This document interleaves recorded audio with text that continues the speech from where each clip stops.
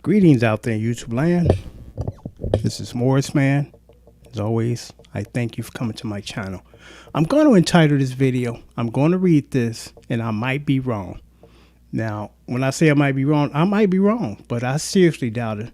You have to really pay attention to stuff because if you don't, people will get you. They try to get you.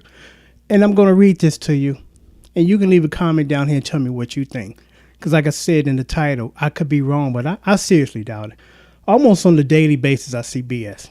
With the advent of the internet, it has opened a bigger door for people to think that they can come in and steal your money, and it's okay. One of my pet peeves is someone that I don't know think they have entitlement to my pockets and what's in my pockets. It's not too many things that piss me off like that. And this is the story. And I'm going to point out the red flags to you as I go through the story. I got an email, and it reads like this. Somebody was inquiring. Well, someone from out of this country. I'm not going to mention the country name. Hello from whatever country. Is there any way to pay for your DVDs then via PayPal? I don't want to use it. Now, like I told people, now I can tell you all day long, and you can ignore it if you want. Unfortunately, the only payment option is PayPal. I don't have any other additional options. I don't believe in that baby Cash App nonsense because, PayPal is tried and tested for over 30 plus years. It's legitimate. Apps like Cash Apps like Zelle, some garbage. They only been around a couple of years. And quietly, they're owned by a few banks, and Chase is one of them. And here's one story of many. Because I said this last year, and I just seen this story about 6 months ago.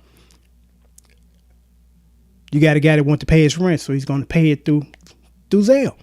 And with email, you got to be right when you send in the email. Because I had a guy, we went back and forth, and it was friendly banter. I sent you money. I don't see it, sir. I sent you money. I said, well, who did you send it to? You. Now, tell me exactly what email you sent it. Morrisman Smith. It's morrisman64.hotmail. Every time I sell something on video, I mention that several times, and then I leave it down here so you can cut and paste it. Don't try to retype it. Just cut and paste it. And if you off at just one character, it's going somewhere else. So this guy, unfortunately, accidentally put in one too many characters or not enough. It didn't go to his landlord. So he contacted Zelle, which is hard to do. And he explained the situation. And they told him this. Well, that's your fault, dude. What you want us to do about it? As opposed to if that was PayPal and you made a mistake, they'll retrieve your money. So he lost $700. Then he had to turn around and resend $700 to his landlord. So he spent $1,400 on a $700 task. So that's why I don't mess with that mess. It's like it's PayPal or nothing. It's real simple. If you don't have PayPal, you just simply, I'm sure somebody, a friend, a family member say, here's $40, man. Send this to this dude. Here's my $40 to send to him. Just simple. Because again, unfortunately, I don't have any other options. So it's like when people ask me this, I'm like, I've already gave you the answer to that question. Is this or nothing? And again, you can contact somebody that has PayPal and on your behalf, they send the money. It's not that big of a deal. So he said, is there any other way to pay? And actually, I do have, and I don't make a habit of doing this. I said, perhaps Google Wallet, because I do have Google Wallet. So then his response was, I don't use it. And then my manager just put him like, well, you out of luck, dude. Look, I gave you two options and you have neither. Ain't nothing I can do for you. And then here's the kicker. I don't use it. Well, yeah, I don't know if I mentioned this. I want to make sure. Okay. I mentioned it in this. So this is his response. I don't use it, meaning that he don't use Google Wallet either. What's the details on your bank account? Now, let me just stop right there. So I'm going to give a total stranger out of the country my checking account information. That's the purpose of me using PayPal for this YouTube thing. I don't use my checking account like with eBay. We've been going back and forth with this for like 6 months. I'm just now buying stuff. I no longer sell anything on eBay because they didn't just jack things up there. They want you to go through them now as opposed to PayPal. And wasn't nothing wrong with PayPal. When it ain't broke, stop trying to fix it. They want my checking router number. I'm like, for what? For our records. What for what? I'm not selling anything. So, because the purpose of that is if you're a seller, when somebody buys your product, your item, then they will send the money to your checking account. My checking account is separate from this. That's the purpose why I got PayPal. I don't want nobody getting into my checking account or have any kind of information pertaining to that.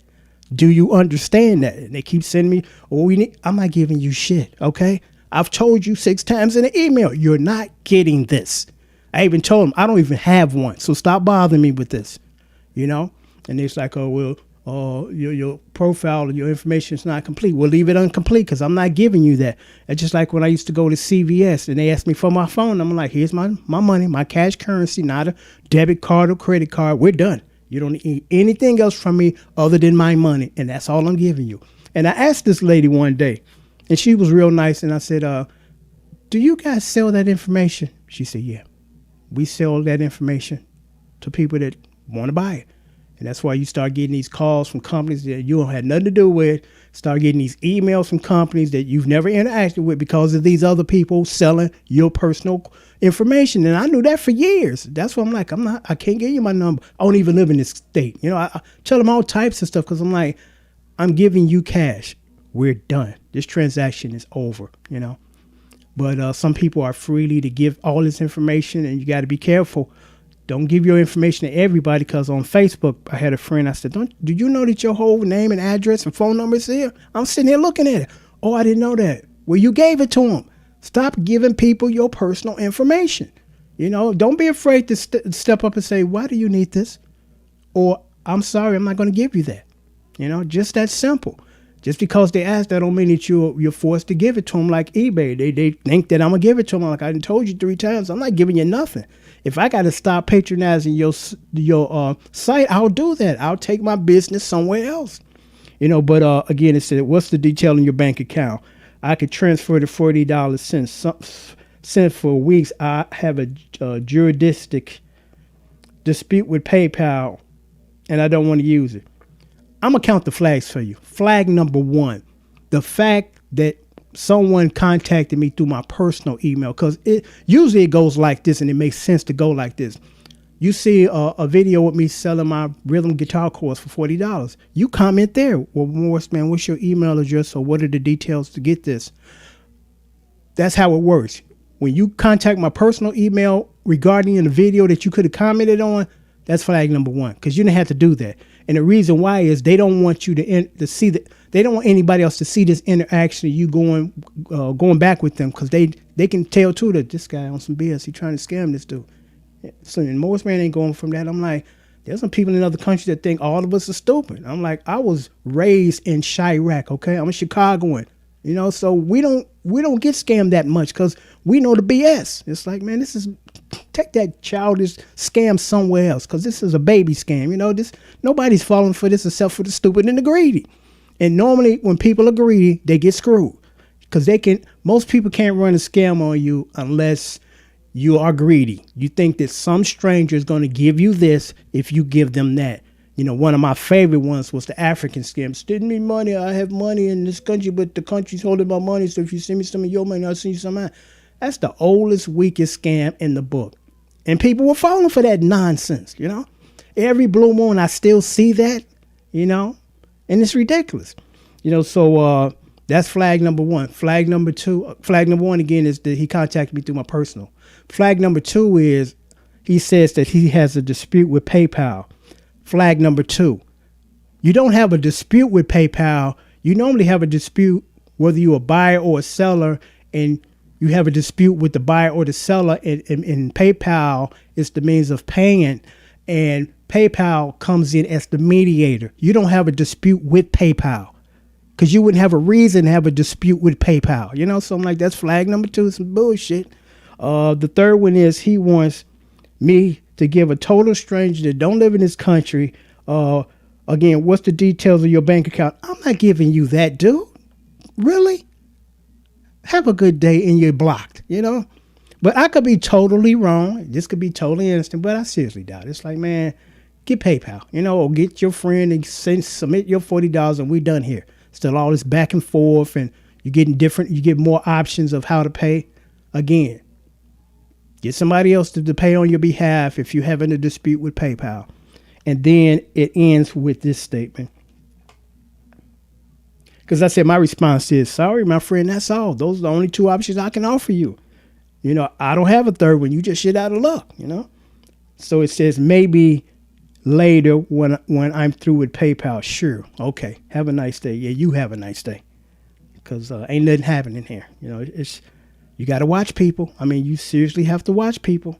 You don't give them your personal information. Because like I said, eBay been on me for like the last several months. Keep sending me these emails. I'm like, you can send them all day long if you want. You're still not getting my check router number. You're not getting that. I keep that, again, separate from this, because PayPal ain't having that. If you try to run a scam with them, they gonna find you. They're going to determine that you the one on BS. Because I had a guy, and normally the seller usually lose because they are leaning a little more towards the buyer. And I wish they stopped that, create an even playing field, So it's rare when the seller wins, because this guy bought a guitar from me. He broke the neck deliberately out of spite, because for some reason he had an issue with me, and I still to this day don't know what was going on. But I remember things, and I remember that name. I said, that name looks familiar. So I went in the back, went to my invoice as far as DVD sales. Boom, there it is. A year and a half ago, he bought some. And he broke the guitar, broke the neck, and lied and said that you sent this to me damaged. And he didn't even contact me. He went straight to PayPal and opened the case instead of contacting me, which is what you normally do to straighten out the problem. Say, Morris, man, this came and the neck broke. Nothing. He didn't say shit to me. So then he went straight to PayPal. I get this email about, a case been open. I'm like, what's going on? And I contacted him. I said, because I'm like, if it got damaged in shipping, fine. Ship it back and I'll give you your full refund. And I did with the post office as far as damaging the guitar.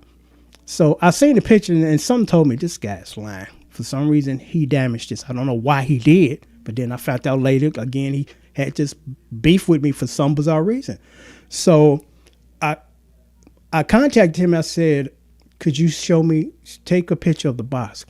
Because anything that's inside of a box and gets damaged to that extent, the box got to be damaged too. There's no getting around that. The box got to be jacked up too. He wasn't expecting that. So he took a picture. What he did was he took my name and cut it off the box and stuck up there to the camera. And the reason why he did that is to prove that what was sent came from me, which I know that. But he didn't want to show the box because the box was not damaged. He wasn't expecting for me to ask to see the box so I can submit it to, the postal service to get my insurance money, for the damaged product, since they did it. But they didn't. So I asked him, I said, could you show me the box? He wouldn't respond. I asked him two times. I'm like, okay, he's on some bullshit and he's trying to run a scam. Long story short,